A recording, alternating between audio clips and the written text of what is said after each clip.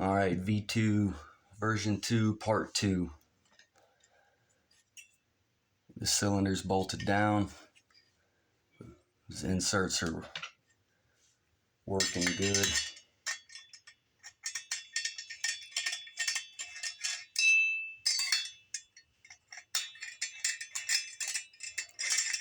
I think with these inserts we're going to be a lot more centered with the cylinder to the motor.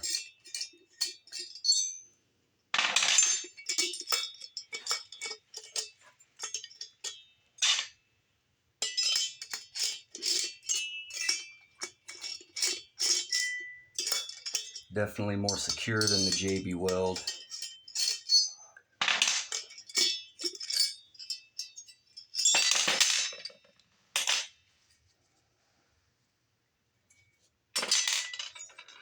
So I think we're good to go on that.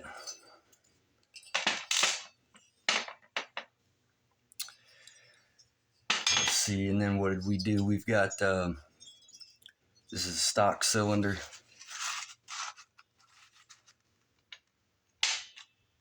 New piston.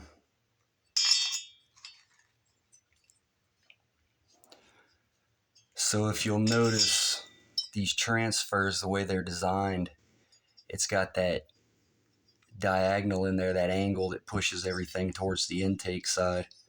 So the air is supposed to come in there and then flow back to the intake side.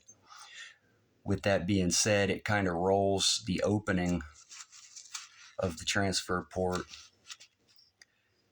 The opening of it is closer to the intake than it is to the exhaust. It's kind of set forward on the cylinder.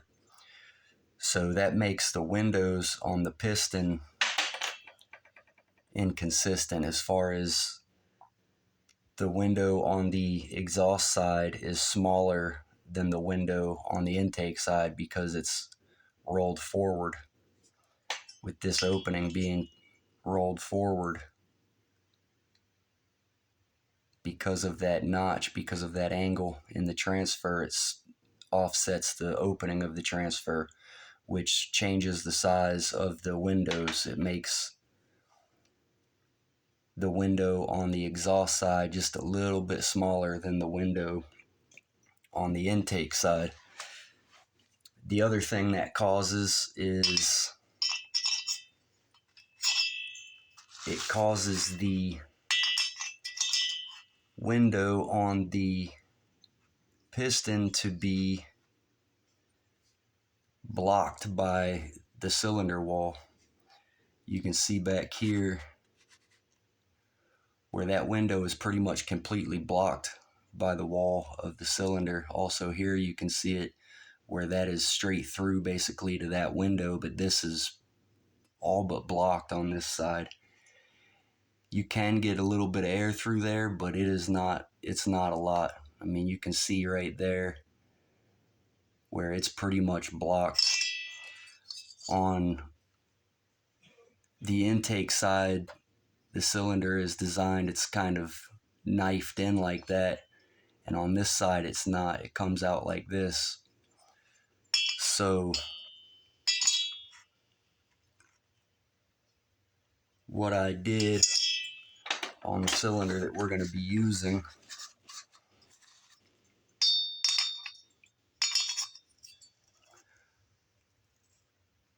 actually let me take a step back.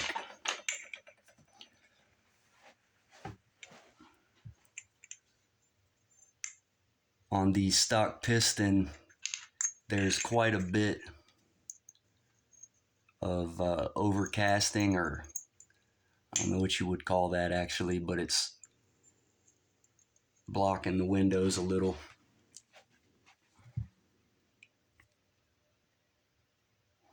I guess it would be defect, but you've got these ridges from the casting in the windows here and here, and I didn't clean any of this up the first time because I wasn't even sure that this thing was going to run.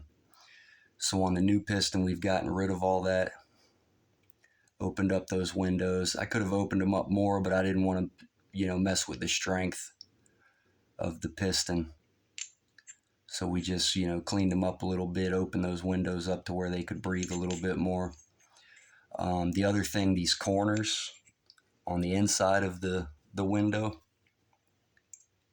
Here and here, you've got that 90-degree edge.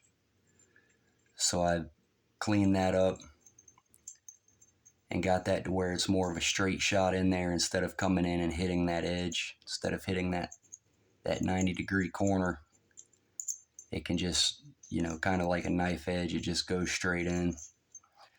So cleaned up the windows a little bit. But then we took the cylinder and we ported the cylinder to be at the ring line. So when the cylinder is at bottom dead center, see, the exhaust is just clearing. The exhaust is all the way open, approximately. So now these windows are opened up into the transfer.